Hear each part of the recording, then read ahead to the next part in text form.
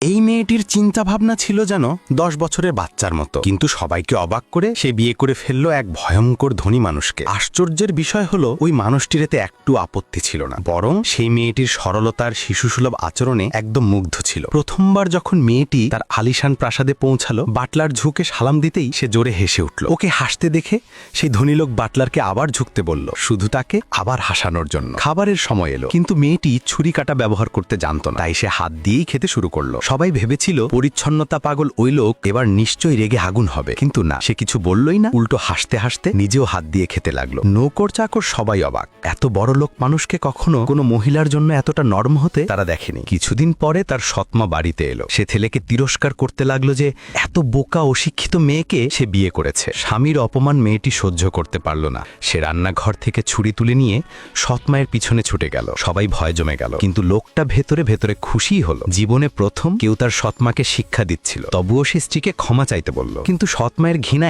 এত গভীর ছিল যে সে রাগে ফুটন্ত পানি মেয়েটির পায়ের ওপর ঢেলে দিল। মেয়েটি সঙ্গে সঙ্গে নেমে তার পা দেখতে লাগলো। তখন সৎমা ঠান্ডা গলায় বলল, এটা কোনো ব্যথাই টের পায় না। এরপর সে চায় কাপের মধ্যে থুতু ফেলল এবং মেয়েটিকে সেই চাই পান করতে বলল। মেয়েটি মুহূর্তেই কাপটা ছিনিয়ে নিল এবং একই চা সৎমায়ের মুখে ঢেলে দিল। সবাই হতবম্ব। তার এই বুদ্ধি দেখে সৎমা রাগে থরথর করে সেখান থেকে বেরিয়ে গেল। লোকটা বিস্মিত হয়ে গেল, তার মনে সন্দেহ জাগলো, হয়তো তার স্ত্রী মানসিকভাবে দুর্বল নয়, বরং পুরো ব্যাপারটাই একটা অভিনয়। তার অ্যাসিস্ট্যান্টেরও একই সন্দেহ জন্মালো। স্ত্রীর সুরক্ষার জন্য লোকটি সঙ্গে সঙ্গে অ্যাসিস্ট্যান্টকে তার মেডিকেল রিপোর্ট আবার তদন্ত করতে বলল। ঠিক তখনই তার বাবার জন্মদিনের আমন্ত্রণ এলো। সে জানতো তার পরিবার কতটা বিষাক্ত, তাই যেতে চাইছিল না, কিন্তু স্ত্রী শুনল বাইরে ঘুরতে যাবে। এতে সে এত খুশি হলো যে লোকটি শেষমেশ হ্যাঁ বলেই দিল। পার্টির জায়গায় পৌঁছে অ্যাসিস্ট্যান্ট জানালো রিপোর্ট এসে গেছে। ঠিক তখনই ভেতর থেকে তুমুল হুল্লোড়ের শব্দ শোনা গেল। মেয়েটি ভেতরে ঢুকেই ইতিমধ্যে বিরাট এক কাণ্ড ঘটিয়ে ফেলেছে।